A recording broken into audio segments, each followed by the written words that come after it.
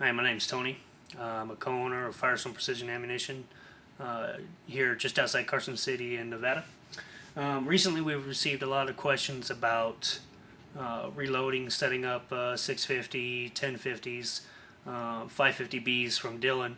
So we decided to make a video here to show you a few things.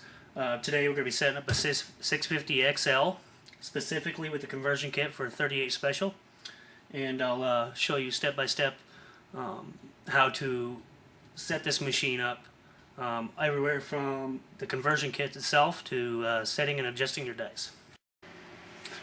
Okay, we're going to go over the pieces of your actual conversion kit. For 38 Special, you're going to have your D powder funnel. Okay, you're also going to have your shell plate number 2. You're going to have your CF arm bushing, which in this case is going to be a medium pistol red. Your CF body bushing. Specifically, they make one for 38 357, so if you're going to do that, you're going to need that specific one. You're going to have 3 pins, all number 2, and your Station 1 locator, also number 2. Okay, and if you're going to be converting from a large primer system, you're also going to need a small primer seater, your small primer assembly, which is going to be indicated on the bottom of the plate by an S. Okay, here on your 650, you have your head. You're going to notice here there's a large hole here and 2 here. Okay, now what this is going to do is this sits on here, and it's basically a rotary wheel. When you fill this thing up, this thing turns around, bringing primers around to set. Now, this is one of my least favorite features about this 650, because you end up with a bunch of primers that run down into this tray here if, for say, you skip or pull a bad shell out of the system, and you end up losing a bunch of primers on the floor. So not my favorite system, but it still works pretty good. What you're going to do is you're going to you set this thing on here. You get 2 bolts here. I'm going to go ahead and put those in. You tighten these down pretty good. You want this thing to be pretty secure. You don't want it loose, because that could actually cause your primer not to line up in the center of the primer pocket, and these machines will set off a primer. I've actually set off quite a few myself. My father actually set off a whole tube, put a bunch of holes in his ceiling. So you want to make sure this is pretty secure. That way it does line up in the center of the shell like it should. Okay, the second thing you're going to want to do is you're going to go ahead and you're going to pull this down so you can get to the bottom here. You're actually going to insert your primer seater, and it goes into that large hole I showed you earlier on the bottom.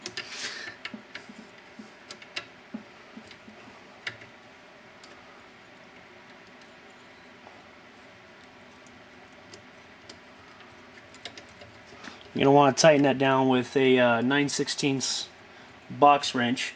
If you don't get this thing set all the way, what you'll end up with is primers that aren't set fully, and which can be a pain in the butt. So go ahead and make sure you get this thing tightened down all the way.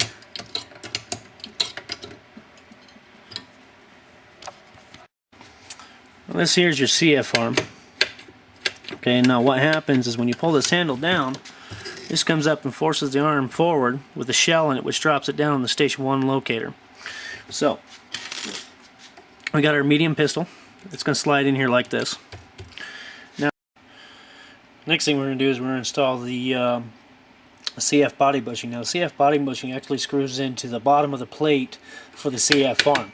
So you just take it right up in here, and you screw this in. Now, this is aluminum, so you're only going to do it hand tight. If you put a wrench on it, you're probably going to deform it or mess the threads up. The next thing we're going to do is the shell plate. Okay, now if you have a case feeder, this is something you'll have to do with the system.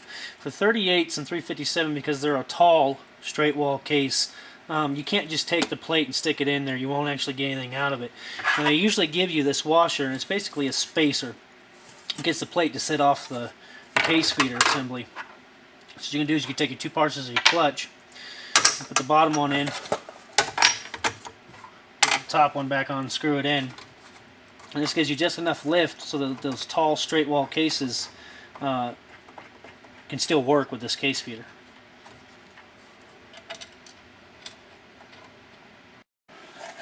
Now, small shell plates, just you got 2 grooves in here, and there's actually a rod that has 2 bars, a bar out on each side. All you're gonna do is you're gonna put this in here, and you get it to sit down on them bars, just like that. The next thing we're gonna do is we're gonna go ahead and finish up the case feeder assembly. Now your CF adapter will sit right on here. You have a notch in this aluminum head and a notch on this CF adapter right here. You're just gonna line that up, and you take your case feeding tube, and it actually has a directional arrow. Now what that's for is on this side here, it's tapered so that when your cases drop in, they don't hang up on it. So make sure you get that arrow right side up. Okay, next thing we're going to do is we're going to go ahead and we're going to put our shell plate in. You're going to set it on there, line it up in the center. Drop your shell plate bolt down. Tighten this up hand tight. If you tighten it up too tight, your wheel, the shell plate won't actually rotate on here. So you're going to back it off just a little bit so that this plate will rotate freely. Now down here on the side you have a retaining screw, so we're going to go ahead and tighten that down so that the shell plate bolt won't rotate or come loose as you're doing this. You go ahead, you're going to take your station 1 locator, and you're going to take this V-cut side, you're going to slide it in towards the back, set it down there. The last thing you have to do on this is you have to put your ejection wire in, and there's a little hole back here on the back side, right over here, that this slides down into. You slide that down, you slide it over your shell plate bolt. Now what that does is when you get done with this crimping station, it will actually rotate and eject the shell out into your tray. So now that that's done, the only thing you have left on here is pins, but we're going to leave them out for now because we're going to need these to be open while we set our dice. Alright, on to the next thing.